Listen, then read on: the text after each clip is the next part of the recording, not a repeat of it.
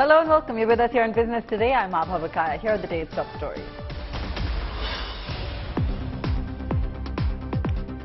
Massive layoffs by Facebook parent company Meta in the US. 11,000 employees to be given the pink slip. It's one of the biggest tech layoffs ever.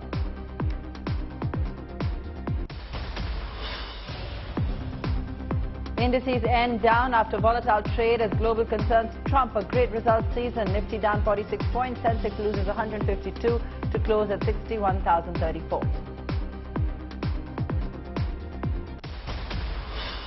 Rupee rallies against the US dollar amid political uncertainty in the US. Jumps 48 paise in trade today, up 1 rupee 44 paise in 3 trading sessions.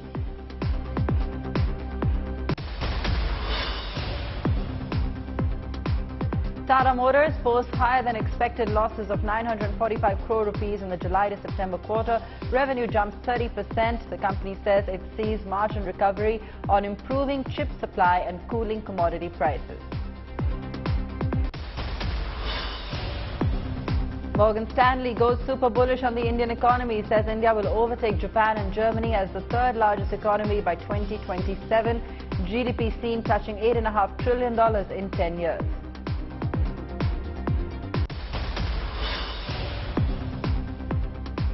Elon Musk's wealth plunges below the 200 billion mark as Tesla shareholders get jitters about his interest in Twitter. Shares fall to a 19-month low. Musk is still the richest man in the world.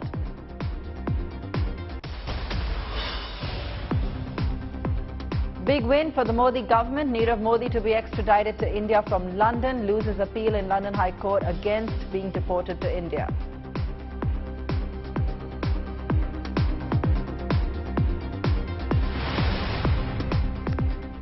Facebook's parent company Meta has laid off 11,000 jobs globally. The company has taken this step to cut costs. The move comes days after Twitter fired more than half of its workforce. It also comes at a time when big tech companies like Amazon and Google have announced a freeze in hiring. The move has been confirmed by Meta founder Mark Zuckerberg, who said he has decided to reduce the size of his team by about 13% and let off more than 11,000 of their talented employees. For more on this, we're joined by our tech editor Ayush Alavati, who's currently in Boston, USA. Ayush, the mood quite somber on account of these mass layoffs that we're seeing in big tech.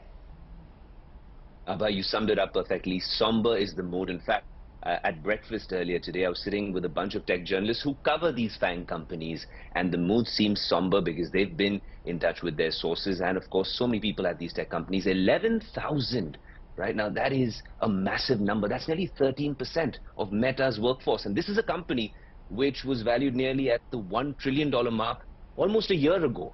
Spent lavishly over the years, acquired companies like Instagram, WhatsApp, did all sorts of things, copied all sorts of features, had massive scrutiny over its data practices. None of that made a dent in terms of what Meta stood for.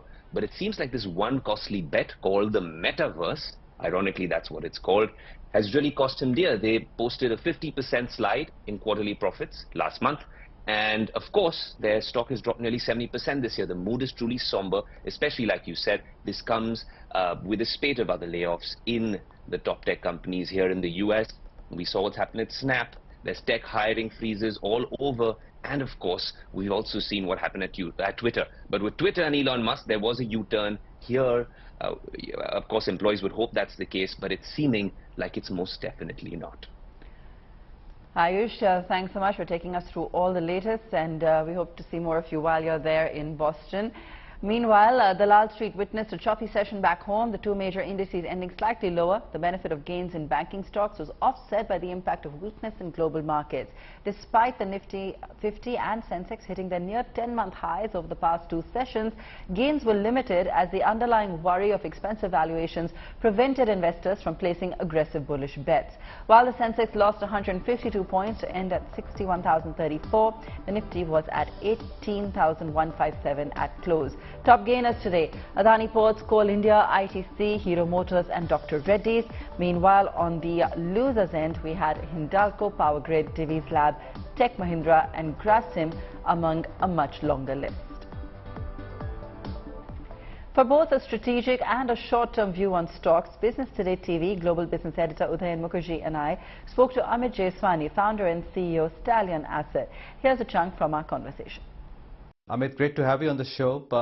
You know, I see today that many fund houses, many PMS schemes have quite a bit of cash running on their books, including you.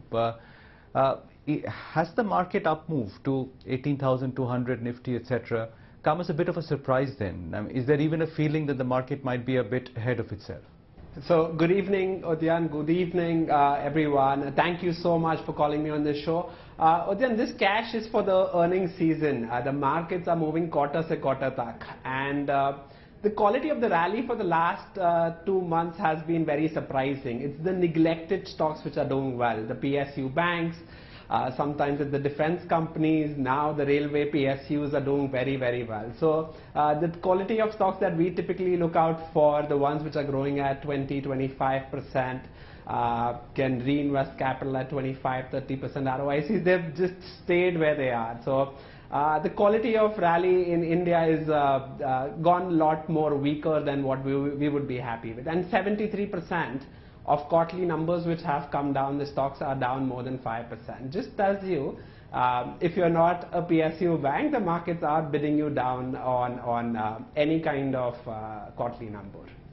If it's very good, then the stock will be down probably 2%. If it's bad, then you're down 7-8%, which happened with DVs today. No, this is an interesting observation, Amit. Is this making you suspicious of this rally, and is it a painful phase for a fund manager now, where you may be forced to think of whether to include some of these questionable quality stocks just to be able to keep up with the market? Or are you sticking to your horses and saying you will not dilute quality, even if that means underperformance in the near term? It's very tough, Udayan, I should tell you, because if you look at the last, like one utility company has gone from 1% of the market cap of Nifty 500 market cap to now 10% of Nifty 500 market cap. So you will, basically the only way you outperform the benchmark is go even lower on the quality cycle. What we have, so that is very tough for any fund manager, and it's a view which every fund manager has to take. What we have done is we've also somewhat gone down a little bit, 5% of our portfolio down the quality curve. But the 95%, we're still confident that companies which grow at 20, 25, 30% can reinvest capital at 25, 30%. That is where large long-term capital will be made. We cannot invest in banks where ROAs are less than 1%. Like SBI was, for the first quarter, did an ROA of 1%. Even if you're leveraged 10x, over long times, of course, SBI has leveraged a lot more. Bank of Maharashtra has leveraged 17 times the book value of Bank of Maharashtra, and now Motilal is doing a roadshow for it. So this tells you that over time, if the price moves higher, everyone starts chasing those kind of plays. Like book value of Bank of Maharashtra 4 years back was 73 rupees. Last year it went down to 3 rupees, and now since the government invested 10,000 crores, the book value has gone to 18 rupees or something. And basically these are not the kind of stocks you want to stay invested for long periods of time. You will have to go through a tough cycle, which we are already, but it's already been 1 year, you know, like growth globally, not just in India, has underperformed. And of course the first thing was to get rid of the loss-making companies, which of course globally there's no trend out there. But I am very confident that 2023 these kind of stocks will bounce back, and people who are flirting with very low quality companies may make money for next 1-2 quarters because they need to follow the trend, but these are not long-term decent bets. So globally, no large wealth creation happens in B2G company. That's the worst place to get your money invested in. The government doesn't care about shareholders. Their focus is and should be on public good. So what is the right way to look at this leg of the rally? I mean, is it telling you in any way that the nature of the market has changed to focusing on lower valuations and underperformers now, and fund managers will have to include them in their basket? Or, as it has often signified in the past, it could be the last leg of the upcycle, current up move, where lower quality begins to outperform? So this is the time where low quality rallies don't last too long. They're very, very, very painful. Typically they don't last too long, but the numbers of low quality companies are good. Like a South Indian bank, the NII growth is 37%, right? So there is a number backing also. The defense stocks also, the numbers are very decent. So it's not, this rally has not happened without numbers, so it's not going to fizzle out so quickly till the time the numbers are with them. So do we have to go down the quality curve like as a portfolio to outperform the market? If your horizon is 3 years, then you don't have to go down the quality curve. You still buy decent companies which can grow decently, because if your earnings doubles 3 years, I can with a lot of conviction say that so will your stock price. It might be 20-30% lesser, but that should be your trajectory. But yes, let's see. Udin, this is the most difficult, I would say, 6-8 months, 9 months that we've seen in the 9-10 years of investing that we are doing aggressively. So because it's a very tough call that you have to take, that do you go down and protect your alphas, or do you not go down to protect your alphas? For now, the ones who've gone down the quality curve, they've done very, very, very well. But over long periods of time, like a 3-4 year period, there will be drawdowns, and if they cannot exit on momentum breakdowns, they will, like example for Adani, for any stock, you need to have stop losses if you are going down the quality curve. Yeah, so we are also looking at strategies, but we are not so convinced to go down the quality curve. I want to get your view on financials. Amit, at a time like this, everyone's so gung-ho, and look at the recent spate of earnings, and the interest is spreading from private names to PSUs as well. What's your strategy when you're looking at the BFSI segment of the market? So Abha, we were broadly underweight BFSI till now. Since COVID, we've been underweight. We're looking to add. We've been buying, like Axis used to trade at a massive premium compared to ICICI throughout last decade. Of course, the last 3 years, ICICI did very well. Axis was a laggard. But now if you look at the ROEs of Axis, they're now equivalent to that of ICICI Bank. The NI growth of Axis was 31% this quarter. NI growth of ICICI was 26%. And HDFC Bank, the net interest income growth was 18%. So HDFC is of course lagging, is now probably, if you take Bandhan out, the slowest NII growth this quarter is for HDFC Bank. No recommendations.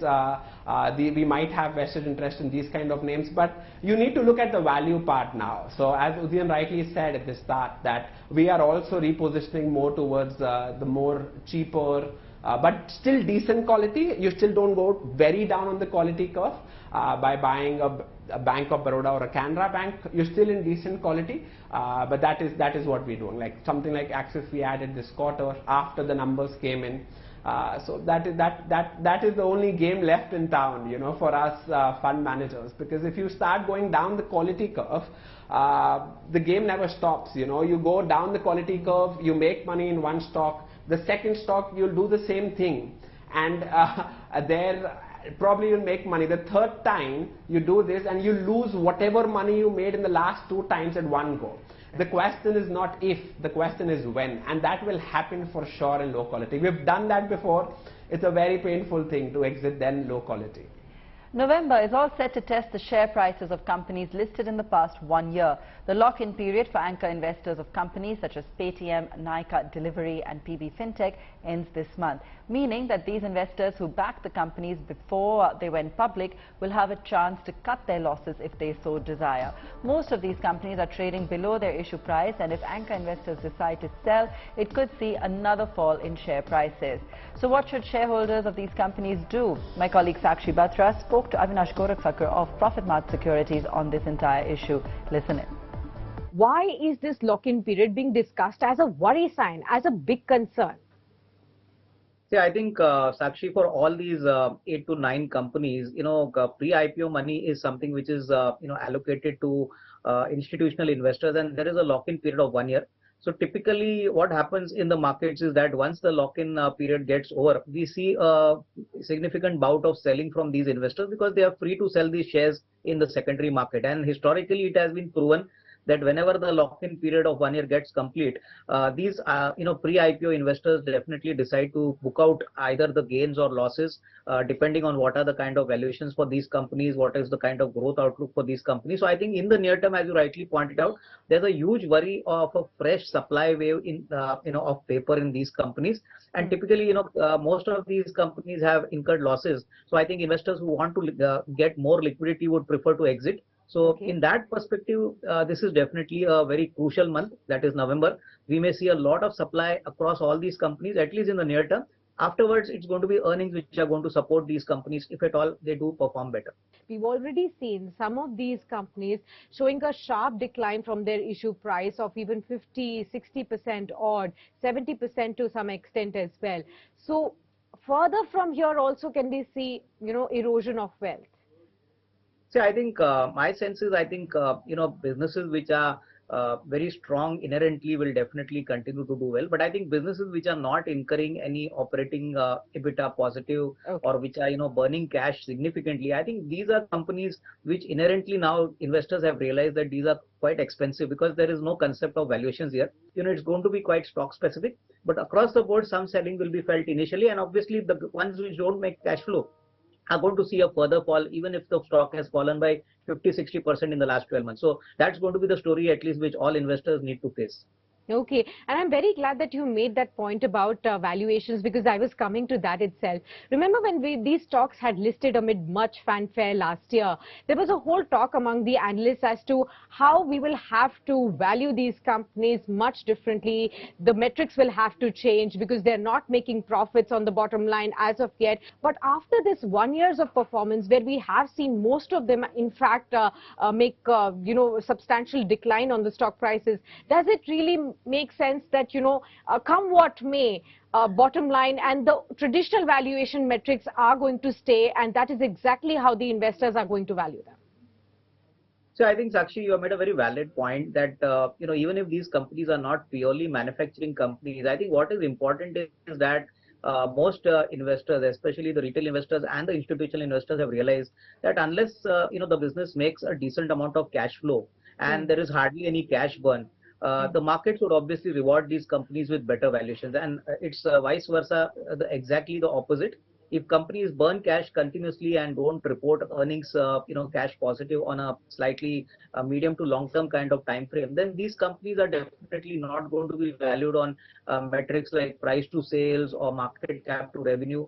Another thing which I wanted to tell you is that most of these new companies have issued bonus shares. That is one other big worry for these companies. Nykaa has given a 4:5 bonus, so now the stock would be 200 rupees. So people may think it's a cheap share, but it is not a cheap share, because obviously supply of equity is going to increase and the earnings dilution has been quite significant. So even this fact needs to be kept in mind by incoming investors. So in the end, help me understand, and all the viewers also, that if one were to look at these companies with a fresh perspective now, which are the companies that one can still hold on to if they are already invested, look at as a fresh buy opportunity even now, and which ones would be a complete avoid and stay away from at this point? See, I think, Sakshi, I would comment on the avoidable list first. I think Nykaa is avoidable because I feel that, the stock is still quoting come bonus. When it goes X bonus, we could possibly see a level of 200 rupees. And the 4:5 bonus has been very, very liberal. It's going to dilute the equity in a significant manner. Second is Policy Bazaar also seems to be struggling.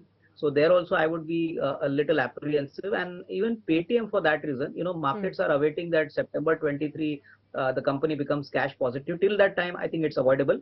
The only companies which I think look interesting are Go Fashion, which I mentioned now. I think very strong numbers, very strong retail franchise.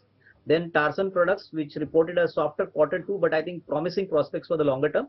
And Ethos, which is into the luxury product segment, which does a marketing of watches and now have decided to enter the hard luggage segment, would be interesting bets, if you at all get a chance to, see if the stock prices correct sharply in the month of November. Things are getting confusing for Twitter users. Elon Musk's takeover of the microblogging site and the flurry of changes has left a lot of users gobsmacked. Not only is there a new paid blue tick, but there's also talk of an official label.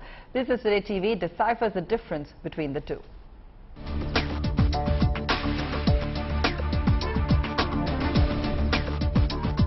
Since Elon Musk bought the Bluebird, promising to set it free, every day has brought a new development.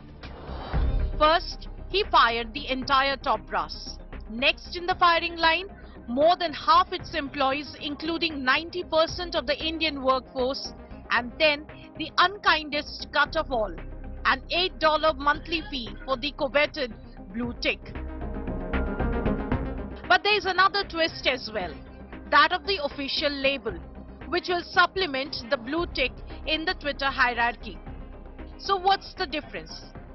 Twitter early stage products executive Esther Crawford explains. Well, the users will have to pay to get a blue checker or blue tick and the additional features. There will be no ID verification required as this is a paid subscription.